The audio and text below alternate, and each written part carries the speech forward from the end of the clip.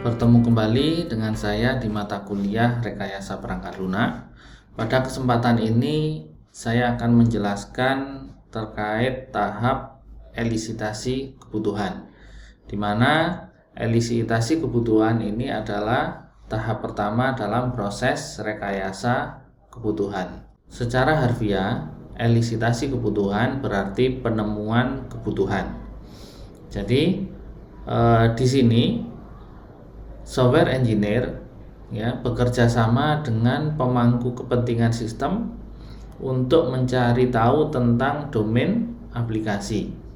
Jadi terkait layanan yang harus diselesaikan sistem, kinerja sistem, batasan perangkat sistem, atau sistem lain yang terkait. Jadi untuk kegiatan ini di sana membutuhkan kolaborasi dengan banyak orang dan dengan latar belakang yang berbeda, karena di sini akan melibatkan seluruh stakeholder. Jadi di sini pengguna yang telah memiliki pengetahuan domain aplikasi bertemu dengan developer yang memiliki pengetahuan domain solusi. Sebelum lebih jauh, kita ingat kembali bahwa domain aplikasi ini adalah ruang lingkup di mana aplikasi itu digunakan. Jadi istilah-istilah yang digunakan dalam elisitasi kebutuhan ini semuanya menggunakan istilah-istilah yang sudah familiar dengan user atau stakeholder. Nah, nanti beda halnya dengan domain solusi. Kalau domain solusi, istilah-istilahnya sudah menggunakan istilah teknis karena ranahnya sudah ranah developer sehingga di sana yang dibicarakan adalah bagaimana mengimplementasikan kebutuhannya menggunakan teknologi-teknologi tertentu. Nah, dalam proses elisitasi kebutuhan ini kita tidak menyinggung terkait domain solusi Jadi belum menyebut teknologi apa yang nantinya akan digunakan untuk mengembangkan perangkat lunak, tapi sebatas dalam domain aplikasi. Nah, untuk tujuan elisitasi kebutuhan ini adalah menjembatani celah antara pengguna dan developer. Saya ulangi karena tadi pengguna tahunya adalah domain aplikasi, sedangkan developer tahunya adalah domain solusi. Nah, sehingga dengan proses elisitasi kebutuhan ini celah antara pengguna dan developer bisa ditutupi yaitu dengan cara developer memahami domain aplikasi. Nanti setelah proses elisitasi kebutuhan ini, produk akhirnya adalah skenario dan use case. Untuk skenario itu sendiri di sana adalah serangkaian deskripsi tentang penggunaan sistem. Jadi bagaimana sistem itu berinteraksi dengan pengguna dan nantinya digeneralisasi dalam bentuk use case. Ini adalah beberapa jenis elisitasi kebutuhan. Di antaranya ada greenfield engineering, re-engineering, atau interface engineering. Untuk greenfield engineering, sistem dibuat dari awal, jadi belum ada sistem sebelumnya. Jadi kebutuhan di sini benar-benar diekstrak dari user dan klien. Biasanya greenfield engineering ini dipicu oleh keinginan pengguna. Misalnya mengembangkan game dari awal, misalnya game asteroid.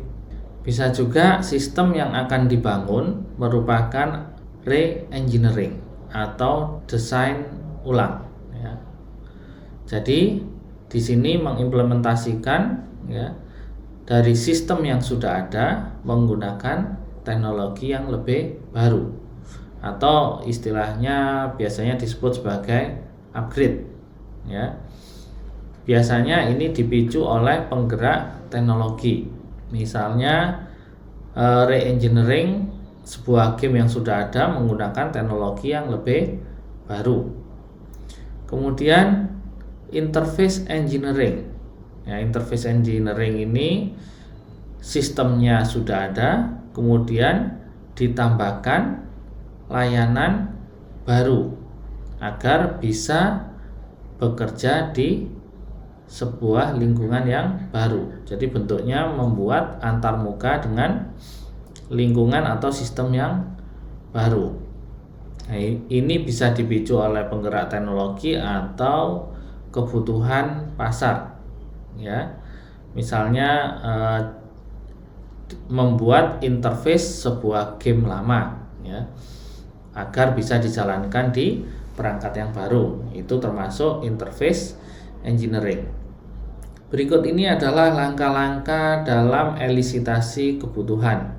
Ya, pertama, menyatakan masalah, ya, jadi membuat pernyataan masalah atau problem statement. Kemudian mendefinisikan tujuan, menginventarisir daftar kebutuhan, mendeskripsikan skenario, membuat kasus penggunaan atau use case, dan yang terakhir adalah validasi kebutuhan. Jadi di sana ada 6 tahap, tapi bisa juga disesuaikan dengan kebutuhan dari masing-masing developer atau klien.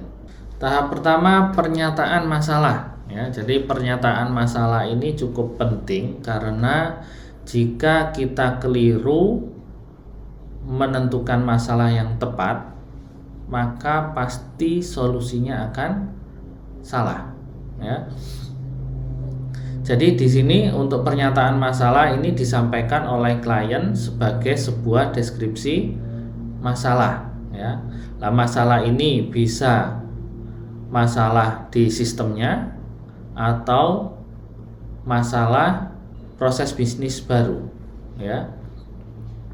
Nah, pernyataan masalah yang baik, ya, baiknya di sana mendeskripsikan situasi saat ini, ya. Kalau memang sudah ada sistem, berarti mendeskripsikan sistem yang saat ini. Kemudian fungsionalitas sistem yang harus didukung. Ya, di sini yang disampaikan adalah fungsi secara umum. Kemudian lingkungan di mana sistem akan diterapkan. Bisa berupa sistem operasi atau perangkat keras di mana dia diterapkan, atau dia diterapkan di jenis organisasi yang baru. Berikutnya adalah juga menyatakan hasil akhir yang diharapkan oleh klien, ya. Berikut tanggal keterselesaian yang diharapkan dan beberapa kriteria penerimaan. Untuk pernyataan masalah, ya, yang menggambarkan situasi saat ini, ya, di sini dideskripsikan dalam bentuk satu atau lebih skenario, ya. Jadi ada deskripsi, ya, tentang masalah yang terjadi. Kemudian bisa juga dilengkapi kebutuhan fungsional dan non fungsional. Jadi sebelumnya saya sudah menjelaskan di pertemuan ketiga, ya. Jadi di sana kita sudah belajar bagaimana menyusun kebutuhan fungsional dan non fungsional, ya. Selain kebutuhan fungsional dan non fungsional, kita juga bisa menambahkan batasan, ya, atau disebut pseudo requirement. Untuk jadwal proyek, di sana bisa disampaikan dalam bentuk milestone, ya, tahap-tahap atau pencapaian, ya, yang diharapkan. Kemudian target lingkungan. Jadi ini adalah lingkungan di mana sistem dapat diimplementasikan, diimplementasikan sesuai dengan spesifikasi yang telah ditentukan dalam pengujian sistem. Target lingkungan tadi saya jelaskan bisa bermacam-macam, bisa sistem operasi, bisa di suatu tempat yang baru atau di organisasi yang baru atau jenis bisnis yang baru. Kemudian untuk kriteria penerimaan klien, ya, ini nantinya bisa digunakan oleh developer untuk pengujian sistem juga. Berikut ini adalah contoh ya masalah yang dihadapi pada saat ini. Misalnya, waktu respon ketika bermain catur sangat lambat. Atau misalnya saya mau bermain Go tetapi tidak dapat menemukan pemain-pemain dalam level saya atau dalam level yang sama. Mengenai situasi saat ini bisa juga berupa penjelasan terkait perubahan-perubahan yang sedang terjadi ya. Jadi perubahan itu bisa dari sisi domain aplikasi atau domain solusi. Misal perubahan dalam domain aplikasi. Di sana terdapat bisnis proses yang baru. Ya. Sehingga perlu menambahkan fungsi yang baru juga. Misalnya, kita dapat bermain game dengan orang lain secara remote yang sebelumnya main gamenya hanya bisa sendiri saja ya. Atau bisa juga terkait perubahan dalam domain solusi. Misalnya sebuah solusi baru teknologi telah muncul ya, misalnya internet memungkinkan pembuatan komunitas virtual. Jadi perubahan yang dimaksud di sini ya bisa perubahan yang memang terjadi saat ini ya, atau kita mau menyesuaikan perubahan yang di luar ya. Misalnya teknologi baru ini adalah perubahan di luar sistem. Ini adalah contoh pernyataan masalah untuk perangkat lunak Arena ya. Jadi di sini permasalahannya terkait teknologi baru di mana internet memungkinkan adanya komunitas virtual ya.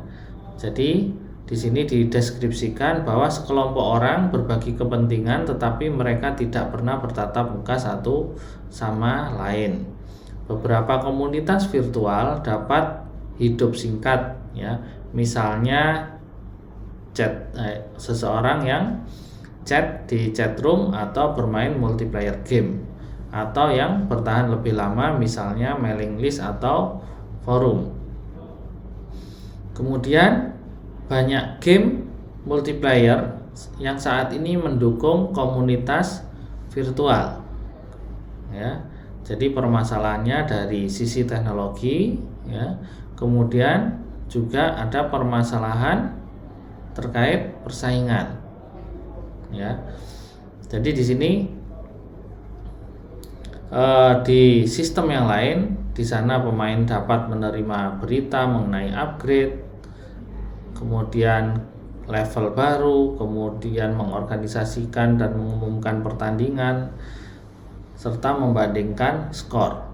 Sehingga pengembangan arena ini ya, permasalahan utamanya adalah ingin memanfaatkan teknologi internet dan ingin bersaing dengan komunitas virtual game multiplayer yang lain. Selain itu juga saat ini setiap perusahaan game mengembangkan sejenis dukungan komunitas dalam setiap game. Jadi kalau yang poin ini hampir sama dengan ini ya. Pada intinya ingin bersaing dengan perusahaan game yang lain yang sudah menyediakan game virtual. Masalah yang keempat adalah redundansi dan inkonsistensi, ya, yang menyebabkan beberapa permasalahan. Misalnya terkait proses belajar yang agak lama untuk pemain-pemain dapat bergabung dengan sebuah komunitas baru. Berikutnya adalah perusahaan game perlu mengembangkan dukungan tersebut dari awal. Jadi di arena ini belum ada fasilitas komunitas ini sama sekali. Jadi harus dibuat dari awal. Kemudian pengiklan butuh menghubungi setiap individu komunitas secara terpisah. Jadi ini nanti mungkin arahnya ke penyediaan fasilitas untuk pengiklan. Jadi saya ulangi lagi untuk contohnya di sini terkait penggunaan teknologi baru, kemudian ingin bersaing dengan perusahaan yang lain dan ingin memperbaiki fitur. Ya, jadi di sini untuk permasalahannya cukup jelas. Berikutnya adalah mendefinisikan tujuan. Jadi setelah kita tahu permasalahan, langkah berikutnya adalah mendefinisikan tujuan. Nah, secara umum untuk tujuan perangkat lunak itu dibuat pastinya untuk membantu orang atau memecahkan masalah. Yang sedikit merepotkan developer itu biasanya klien ini tidak dapat secara akurat mengartikulasikan, ya, apa yang salah, apa yang kurang, atau bagaimana sistem seharusnya bekerja. Nah, ini susah, ya. Nah, di sini kalau dikaitkan dengan metode rekayasa perangkat lunak, kalau ada kasus seperti ini, yang cocok adalah prototyping, ya, atau metode rapid application development. Karena di sini ketika kita tanyakan ke klien bagaimana kriteria perangkat lunak yang diharapkan, mereka tidak bisa menjawab. Nah, untuk tujuan ini bisa dikaitkan dengan penyediaan fungsi tertentu, penyediaan layanan organisasi, atau terkait inovasi atau eksperimen. Berikut ini adalah daftar pertanyaan yang bisa digunakan untuk menggali tujuan pengembangan sistem yang terkait dengan penyediaan fungsi tertentu. Ya. Jadi yang pertama, bagaimana departemen kami dapat beroperasi lebih baik untuk memenuhi kebutuhan dan permintaan pelanggan. Ya, ini jadi fokusnya lebih untuk pelayanan ke pelanggan. Kemudian, apakah perangkat lunak kami saat ini mendukung pertumbuhan bisnis kami? Jadi diperiksa apakah perangkat lunak yang saat ini itu masih sesuai dengan lingkungan, ya, dalam arti lingkungan bisnis. Kemudian berapa lama waktu yang dibutuhkan untuk mencapai resolusi atau menyelesaikan untuk setiap potensi masalah. Ya, jadi ini pertanyaan-pertanyaan yang bisa kita gunakan untuk menggali jika pengembangan sistem itu tujuannya adalah untuk penyediaan fungsi tertentu. Berikutnya adalah daftar pertanyaan untuk mendefinisikan tujuan yang terkait dengan penyediaan layanan organisasi. Jadi yang pertama, bagaimana kita bisa bekerja sama lebih efektif sebagai sebuah organisasi, ya. Nah, ini pertanyaannya bisa kita sampaikan ke klien atau kita juga bisa mengamati sistem yang saat ini, ya. Bagaimana cara kerja mereka. Berikutnya, apakah perangkat lunak kita saat ini mendukung seluruh organisasi kita untuk bekerja satu unit, ya. Nah, tujuan ini, ya, biasanya jika ada penambahan unit baru, ya. Terakhir, bagaimana staf ahli dan sumber pengetahuan kita diakses, ya. Jadi kalau staf ahli ya bagaimana berkomunikasi dengan orangnya. Nah, kalau sumber pengetahuan itu bisa terkait dengan dokumen-dokumen yang disimpan oleh organisasi tersebut. Tujuan bisa juga terkait inovasi atau eksperimen. Jadi pertanyaannya, bagaimana kami dapat melibatkan audiens baru dan menjangkau prospek yang baru? Ya, jadi di sini ingin mengembangkan bisnisnya. Yang kedua, dapatkah alat perangkat lunak baru membantu kami mendapatkan pemahaman yang lebih baik tentang seberapa efektif kami sebagai organisasi. Jadi di sini untuk meningkatkan efektivitas organisasi. Kemudian yang terakhir, apakah perangkat lunak kami saat ini mendukung peningkatan proses kami? Ini terkait efektivitas dari proses bisnis organisasi tersebut.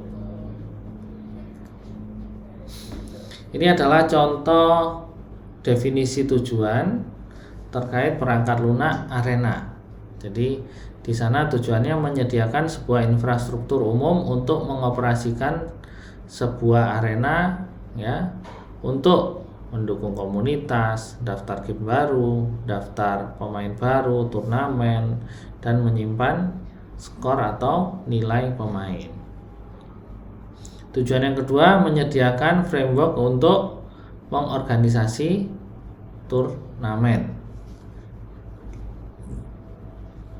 Berikutnya, memberikan framework untuk game developer, ya, sehingga mungkin diharapkan bahwa developer game nantinya bisa dapat berkomunikasi, ya, dengan sistem arena.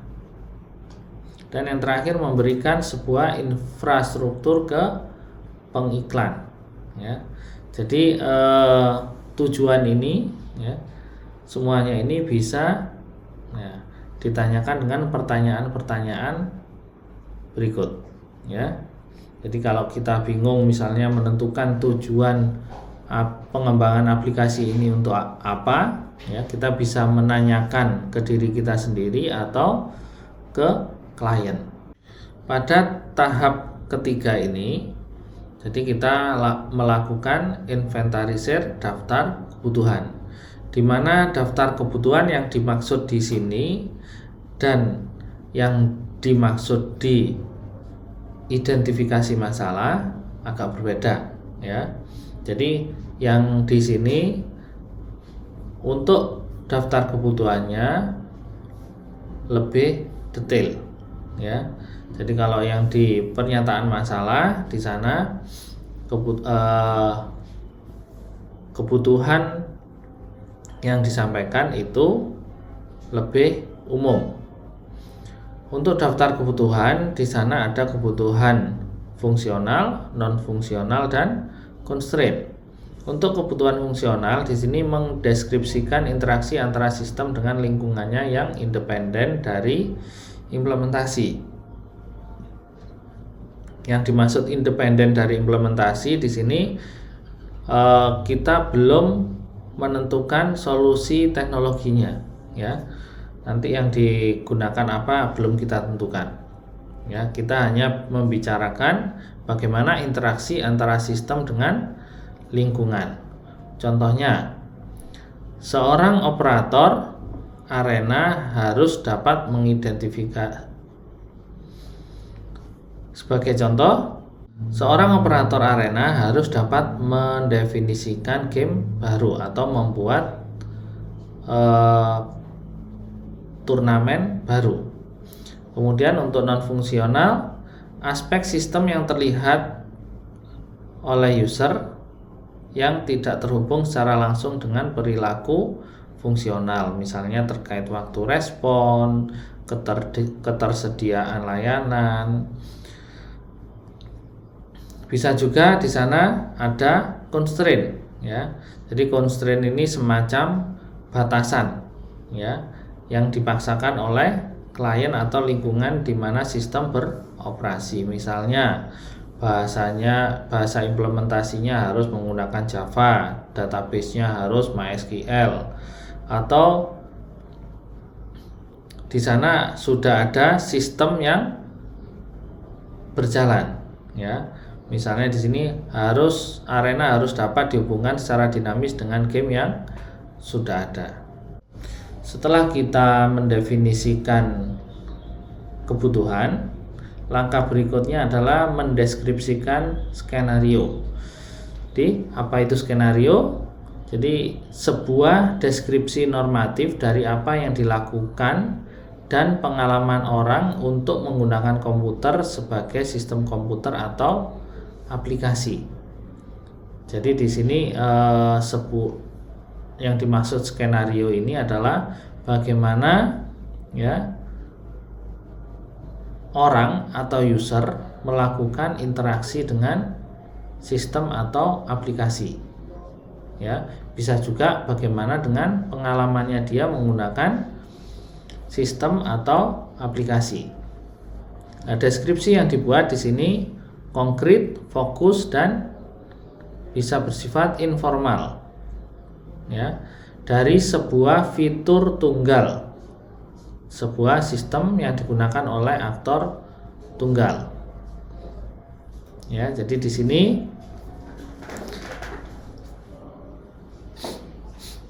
sini kita bercerita, ya, bagaimana sebuah aktor tunggal menggunakan fitur tunggal. Ya. Nah, untuk skenario ini penggunaannya ada di beberapa tahap siklus perangkat lunak. Di antaranya saat ini yaitu di elisitasi kebutuhan, ada as is skenario, ada skenario visioner.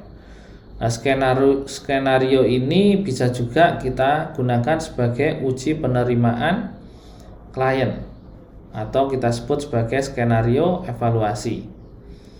Kemudian bisa juga digunakan untuk implementasi, yaitu untuk skenario pelatihan. Berikut ini adalah jenis-jenis skenario, ya.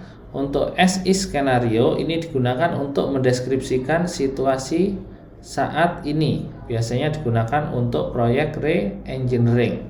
Artinya sistemnya sudah ada, ya, kemudian dilakukan rekayasa ulang. Jadi misalnya deskripsi permainan catur. Jadi di sini dideskripsikan bagaimana pemain catur itu menggerakkan pion-pionnya, ya, aturannya bagaimana. Nah, di sana dideskripsikan. Yang kedua adalah visionary skenario. Jadi di sini digunakan untuk mendeskripsikan sistem yang akan datang. Ya, biasanya di sini sistemnya belum dibangun. Ya, jadi dibangun oleh awal, atau bisa juga sistemnya sudah ada kemudian ditambah fungsi baru. Misalnya deskripsi sebuah game turnamen tic-tac-toe interaktif berbasis internet. Ya, jadi fitur tic-tac-toe interaktif ini belum dibuat, ya, masih direncanakan. Kemudian skenario evaluasi di sini merupakan evaluasi fungsi-fungsi sistem sehubungan dengan pekerjaan pengguna. Ya, contohnya 4 pengguna, ya, 2 ahli, 2 pengguna memainkan turnamen tic-tac-toe dalam arena. Dan yang terakhir skenario pelatihan. Jadi di sini instruksi tahap demi tahap yang membimbing pengguna untuk menggunakan sistem. Jadi skenario ini, saya ulangi, selain untuk proses elisitasi kebutuhan, nanti bisa juga digunakan sebagai uji penerimaan klien atau evaluasi, dan bisa digunakan untuk skenario pelatihan. Jadi cukup membuat satu kali skenario bisa digunakan di beberapa tahap siklus software. Berikut ini adalah hal-hal yang perlu diperhatikan ketika kita mendeskripsikan skenario, ya. Untuk kasus Greenfield Engineering, biasanya di sana klien belum paham, ya, terkait sistem yang akan dibangun, ya. Jadi di sini kita tidak bisa mengharapkan penjelasan dari klien. Nah, hal ini bisa diatasi dengan cara kita membuatkan contoh skenario, kemudian kita lakukan komunikasi dengan klien. Apakah memang benar skenario yang seperti ini yang diharapkan oleh klien? Kemudian kita juga jangan menunggu informasi meskipun sistem sudah ada. Jadi kita jangan menunggu informasi meskipun sistem sudah ada. Jadi kita harus aktif, ya, menggali ke klien atau user. Bisa juga kita mempelajari sistem yang sudah ada. Kemudian untuk menemukan skenario, kita harus melakukan dialog, ya. Maksudnya di sini dialog dengan klien atau user untuk memformulasikan kebutuhan. Biasanya komunikasi langsung itu lebih mudah untuk menggali kebutuhan. Jadi klien di sini akan membantu kita untuk memahami kebutuhan. Ketika kita sedang mengembangkan deskripsi skenario, biasanya di sana kita akan menemukan kebutuhan-kebutuhan yang belum sempat ditulis, sehingga kita juga bisa melengkapi kebutuhan yang sudah ditulis sebelumnya, ya. Jadi di skenario ini bisa saja ditemukan kebutuhan baru. Ini adalah cara berpikir bagaimana menemukan skenario, ya. Nah, ini adalah daftar pertanyaan yang bisa kita tanyakan pada diri sendiri atau klien. Misalnya terkait tugas utama apa yang perlu dilakukan oleh sistem, ya. Misalnya tugas utama sistem adalah mengelola laporan kebakaran, ya. Kemudian data apa yang akan diciptakan, disimpan, diubah, dihapus atau ditambah oleh aktor dalam sistem. Misalnya data yang diciptakan atau disimpan di sana adalah data kebakaran. Dari situ kita bisa merekayasa atau membuat skenario untuk pelaporan kebakaran. Berikutnya, perubahan eksternal apa yang perlu diketahui oleh sistem. Misalnya ketersediaan pemadam kebakaran di pos yang lain. Nah, di sana bisa juga seperti itu. Jadi di sini skenarionya nanti misalnya meminta bantuan mobil pemadam kebakaran. Nah, bagaimana proses meminta bantuannya itu dijelaskan di skenario. Berikutnya, perubahan atau kejadian apa yang perlu diinformasikan oleh sistem ke aktor.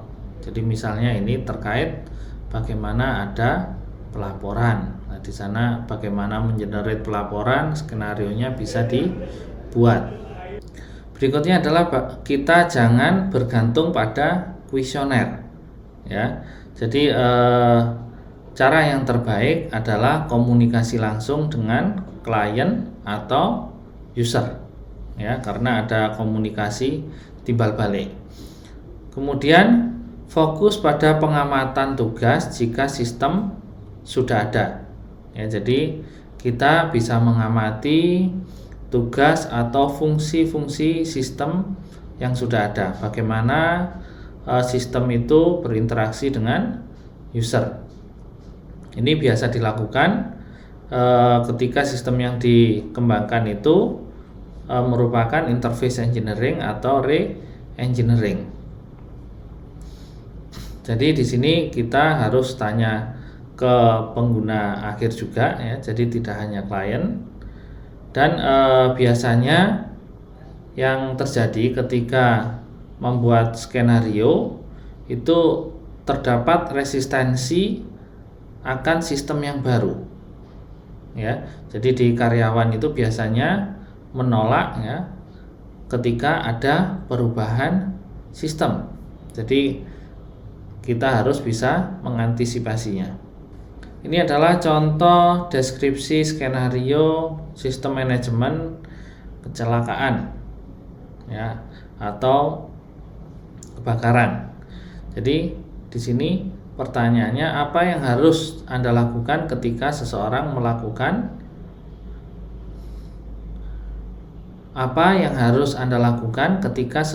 melaporkan kebakaran. Jadi di sini ceritakan bagaimana proses melaporkan kebakarannya. Kemudian siapa saja yang dilibatkan dalam pelaporan sebuah kecelakaan. Di sini kita mengidentifikasi aktor-aktornya ya. Berikutnya, dapatkah sistem menangani laporan kecelakaan secara bersamaan? Ya, misalnya ada 2 atau 3 kecelakaan secara sekaligus. Di sana dideskripsikan bagaimana cara pelaporannya. Nah, ini adalah contoh skenarionya ya. Jadi yang ini tadi contoh pertanyaannya, ini contoh skenarionya. Jadi kalau terkait pertanyaan yang pertama, bagaimana melaporkan kebakaran rumah, di sini Bob melaju dengan mobil patrolinya menuju sebuah gudang yang terlihat mengeluarkan asap. Partnernya Alice melaporkan kejadian tersebut dari mobilnya. Kemudian Alice memasukkan alamat gedung, deskripsi singkat lokasi, dan tingkat darurat. Selain unit pemadam kebakaran, dia juga meminta beberapa unit medis. Dia mengonfirmasi inputannya dan menunggu balasan. John sebagai operator menerima sinyal darurat yang ditunjukkan kedipan lampu darurat di tempatnya. Dia membaca informasi yang dikirimkan Alice dan membalas laporannya. Kemudian dia mengalokasikan 1 unit pemadam kebakaran dan 2 unit medis ke tempat kejadian dan mengirim perkiraan kedatangan mereka ke Alice. Kemudian Alice menerima balasan dan perkiraan kedatangan. Jadi perhatikan di sini bahwa aktor yang ditulis di skenario bisa berupa nama. Ya. Jadi di sini belum menyebut Bob ini petugas patroli, tidak, tapi langsung namanya. Kemudian Alice ya. Kemudian ada John. Jadi di sini dicoba diceritakan secara detail ya terkait tahap-tahap interaksi dengan sistem. Setelah kita menyusun deskripsi skenario, langkah berikutnya adalah mendeskripsikan use case ya. Jadi use case di sini adalah sebuah aliran kejadian dalam sistem, termasuk interaksi dengan sistem. Di sana diinisiasi oleh seorang aktor. Kemudian setiap use case memiliki nama dan kondisi akhir. Untuk notasi grafis sebuah use case di sana digambarkan sebagai sebuah objek oval di mana di dalamnya ada nama use case. Berikut ini adalah cara berpikir untuk menemukan use case dari skenario.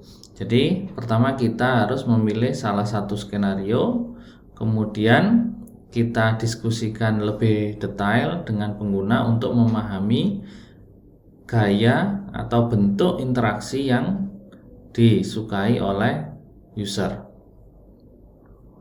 Kita juga bisa memilih beberapa skenario ya untuk menentukan ruang lingkup sistem. Ketika mencoba mengeksplorasi untuk menemukan use case, kita bisa menggunakan prototype, ya, ilustrasi prototype atau mockup sebagai penunjang visualisasi.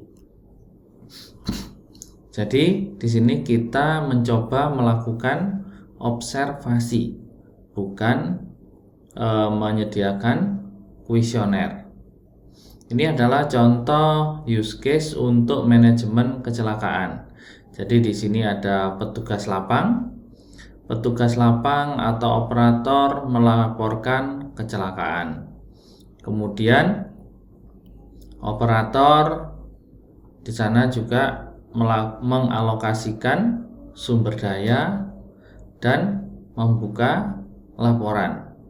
Dalam setiap use case di sana perlu kita buat informasi yang lebih detail, meliputi aktor yang berpartisipasi, deskripsi kondisi awal atau kondisi masuk, kemudian deskripsi aliran kejadian, deskripsi kondisi keluar atau akhir.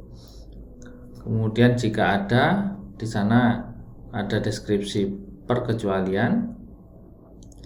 Dan di sana kita perlu mendeskripsikan semua kebutuhan atau syarat khusus yang terkait dengan use case tersebut. Misalnya, di sini nama use case melaporkan kecelakaan. Aktor yang berpartisipasi di sana ada petugas lapangan dan operator.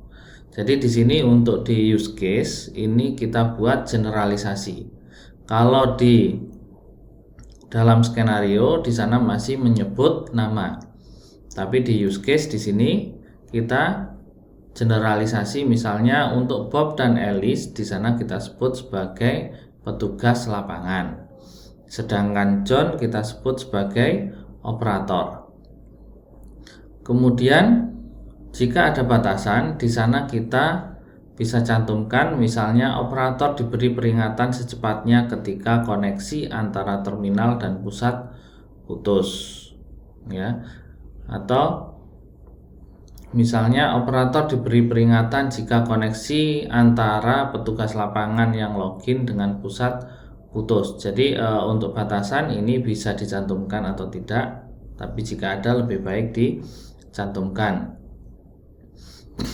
Kemudian aliran kejadian nanti di slide berikutnya.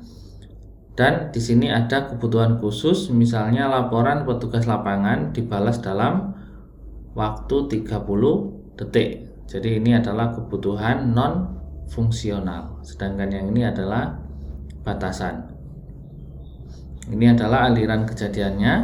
Jadi di sini pertama petugas lapangan mengaktifasi fungsi laporkan kecelakaan pada terminal yang ada di dia.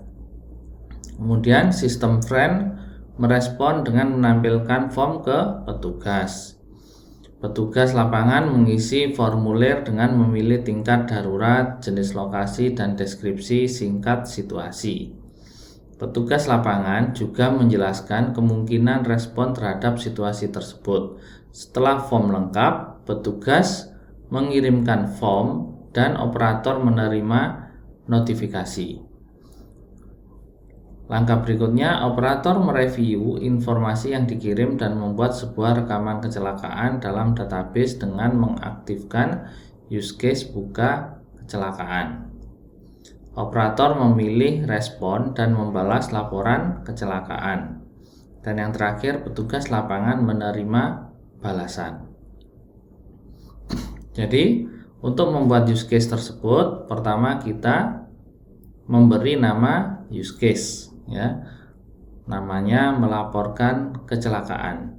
Jadi untuk nama use case itu adalah kata kerja atau frase kata kerja, ya. Jadi di sini misalnya melaporkan kecelakaan. Jadi di sini menunjukkan suatu aktivitas, ya. Berikutnya adalah mencari aktor, ya. aktornya dari skenario di sana ada Bob. Nah, di sana kita generalisasi menjadi petugas lapangan, ya.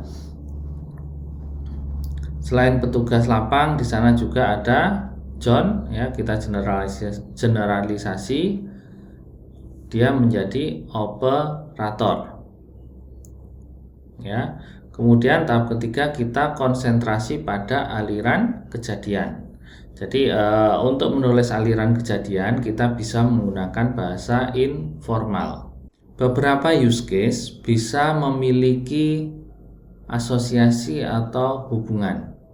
Jadi misalnya di sana sebuah use case menggunakan use case yang lain. Nah, di sini hubungannya include atau disebut sebagai dekomposisi fungsional.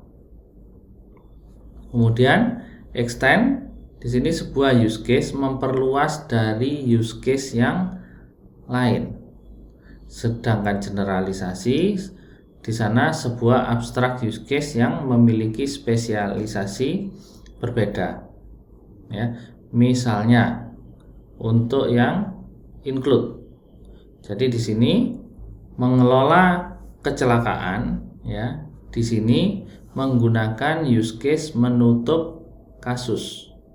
Juga menggunakan use case mengatasi kecelakaan, menggunakan use case membuat kecelakaan. Jadi kenapa di sini dibuat dekomposisi? Karena sebuah fungsi dalam pernyataan permasalahan terlalu kompleks untuk dipecahkan dengan segera. Jadi mengelola kecelakaan ini, ya, untuk diselesaikan dengan segera itu permasalahannya cukup kompleks sehingga di sana dipecah, ya, use case-nya. Ya. Jadi mengelola kecelakaan ini merupakan agregasi dari sekumpulan use case atau fungsi-fungsi sederhana.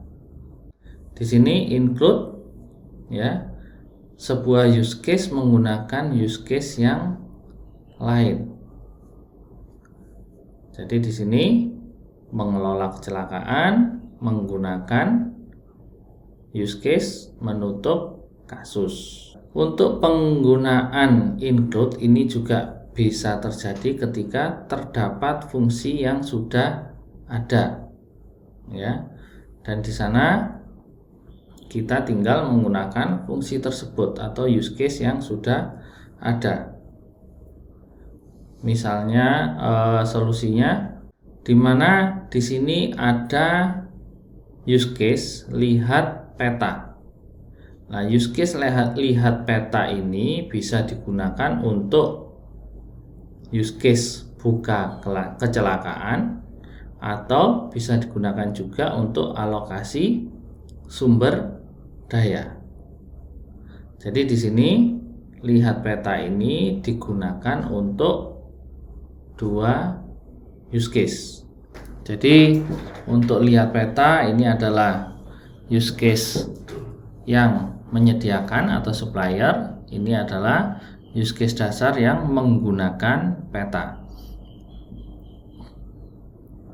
Jadi include ini bisa berupa penggunaan kembali fungsi yang sudah ada, ya, atau untuk memecah atau mendekomposisi fungsi yang terlalu kompleks. Jadi hubungan include saya ulangi, pertama untuk mendekomposisi fungsi atau use case yang terlalu kompleks, atau digunakan untuk penggunaan kembali dari fungsi yang sudah ada, ya. Jadi ini use case lihat peta ini sudah ada, ya. Ini bisa digunakan untuk lebih dari satu use case. Berikutnya adalah extend, ya. Extend ini adalah fungsionalitas yang diperluas. Jadi kenapa harus di-extend? Karena di sana fungsi dalam pernyataan asli dibutuhkan untuk diperluas. Ya, langsung pada contoh. Misalnya di sini ada aktor petugas lapang, kemudian ada use case melaporkan kecelakaan, di mana pada saat melaporkan kecelakaan ini bisa saja ada kondisi khusus di mana dia membutuhkan bantuan. Ya. Jadi di sini use case melaporkan kecelakaan sebenarnya itu telah lengkap. Ya, akan tetapi ya dapat diperluas oleh use case bantuan untuk kebutuhan khusus di mana pengguna untuk skenario khusus membutuhkan bantuan. Jadi saya ulangi, secara normal use case melaporkan kecelakaan ini bisa berjalan sendiri. Tapi ada kondisi khusus di mana dia membutuhkan use case yang lain. Misalnya melaporkan kebakaran untuk satu rumah, ya di sana cukup use case ini. Tapi ketika kebakarannya merembet ke rumah yang lain, ya di sana use case ini diperluas dengan use case bantuan. Kemudian hubungan generalisasi, ya. Hubungan generalisasi itu seperti ini, ya. Jadi saya langsung ke diagramnya. Misalnya untuk validasi user, di sana ada cek password, ada cek fingerprint. Ya. Nah, di sini digeneralisasi menjadi validasi user. Jadi untuk generalisasi di sana ada parent case, ada child case. Ya, di mana di sini cek password sama cek fingerprint ini adalah kasus khusus. Jadi di sini kenapa menggunakan generalisasi? Di sini ketika ada perilaku yang sama atau mirip di antara use case dan kita ingin mengeluarkannya. Ya, solusinya di sana kita menggunakan generalisasi untuk mengeluarkan perilaku yang sama. Ya, jadi use case turunan akan mewarisi perilaku yang sama dari use case induknya, ya, dan menambahkan atau mengganti beberapa perilaku. Ya, jadi di sini untuk cek password dan cek fingerprint itu memiliki beberapa aktivitas yang sama, ya, agar tidak menulis ulang di cek password dan cek fingerprint. Di sini bisa dikeluarkan, ya, yang sama apa tahap-tahapnya. Nah, di sana kita buat parent case, ya. Jadi untuk generalisasi ini yang ada adalah anaknya dulu yang ada. Setelah itu kita generalisasi baru ada induknya, ya. Jadi cara berpikirnya generalisasi, anaknya ada dulu, ya, baru ada induknya. Ini adalah informasi, ya, yang harus ada di dalam sebuah use case, ya. Saya ulangi lagi, ada nama use case, aktor, kondisi masuk, ya, atau prekondisi, di mana di sini adalah kondisi ketika use case ini dimulai. Kemudian ada aliran kejadian, ya. Ini tahap-tahap dari kejadiannya. Jadi di sini bisa menggunakan bahasa informal dan bentuknya tidak mengikat, ya, terserah, asalkan bisa menggambarkan aliran kejadiannya. Kemudian ada kondisi keluar, ya, ini adalah kondisi ketika use case itu berakhir. pengecualian mendeskripsikan jika ada kejadian yang salah atau di luar kebiasaan. Kemudian ada kebutuhan atau syarat khusus, bisa dicantumkan juga. Setelah sampai di use case, ya, pembuatan use case, langkah berikutnya adalah validasi kebutuhan.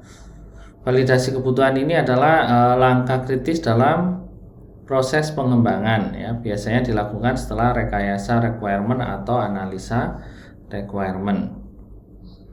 Kriteria validasi yaitu kebenaran, jadi terkait requirement yang sudah kita susun, daftar kebutuhan, skenario, use case, nah itu harus merepresentasikan pandangan klien sebenarnya, ya. Kemudian yang kita tulis tadi, skenario, use case, kebutuhan fungsional itu harus lengkap, ya. Jadi terkait penjelasan sistem, kemudian perilaku sistem juga harus masuk semua. Kemudian konsistensi. Jadi di sini kebutuhan fungsional dan non fungsional tidak bertentangan sama satu sama lain, ya.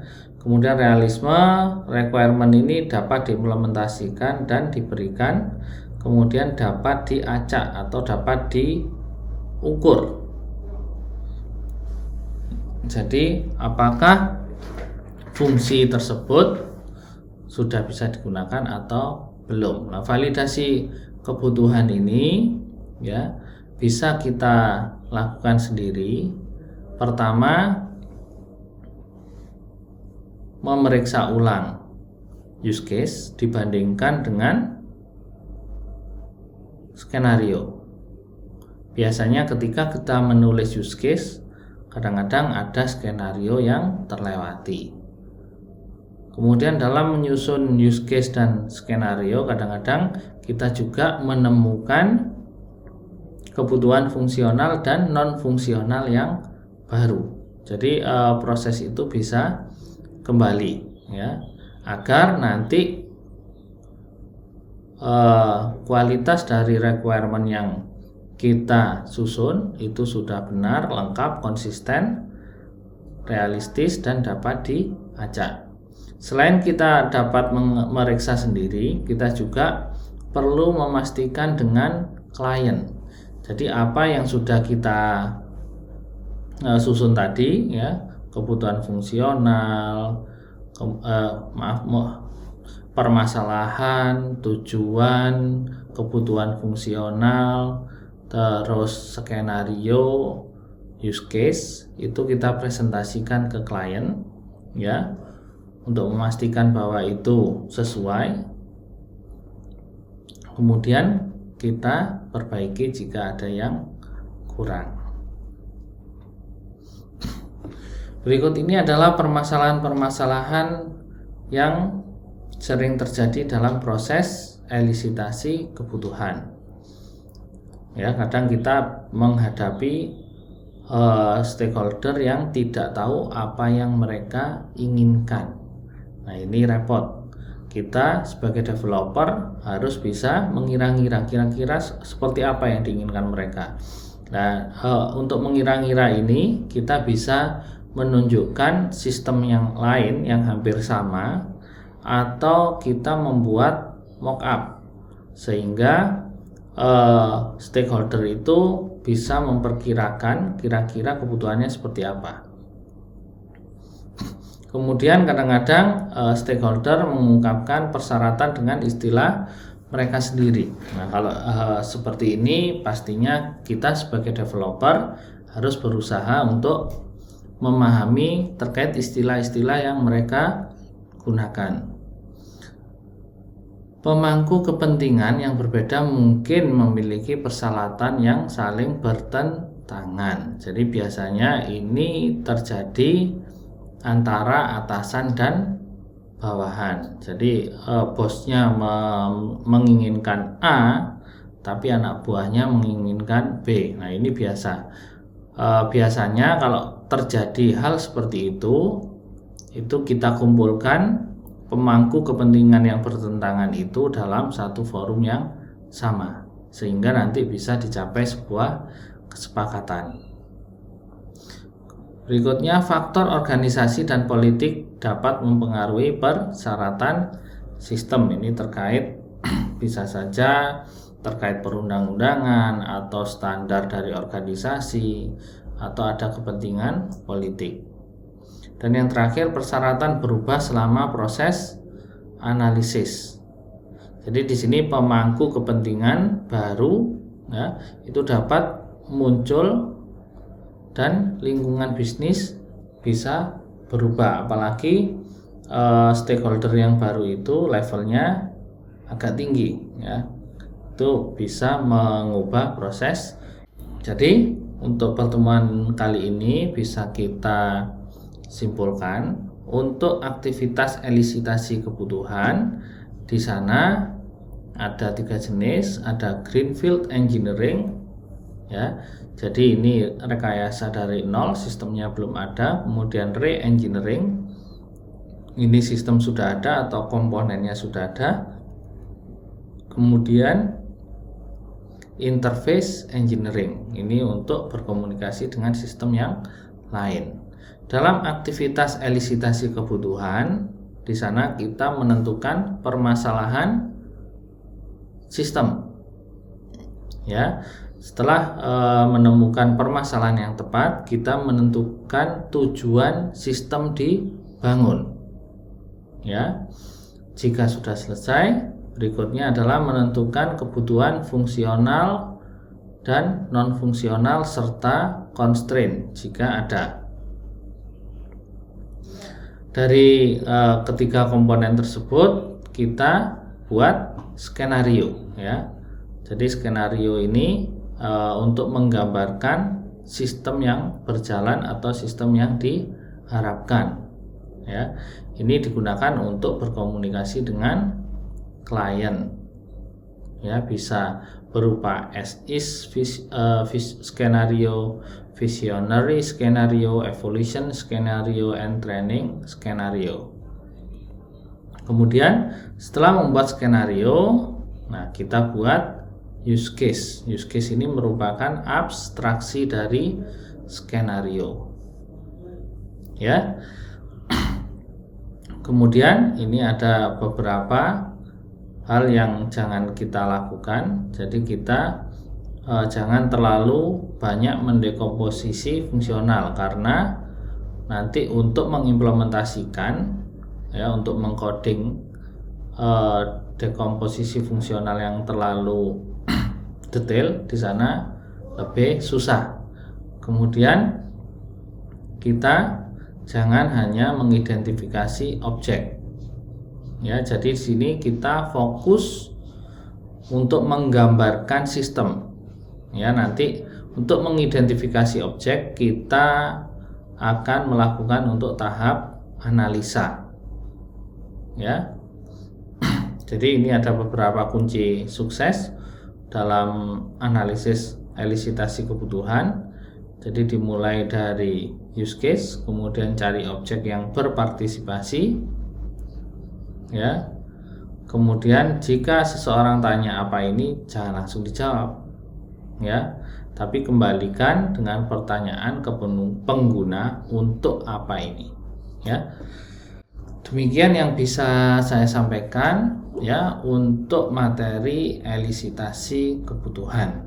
Jika ada pertanyaan, silakan ditanyakan di forum yang sudah disediakan. Saya cukupkan sekian, sampai jumpa kembali.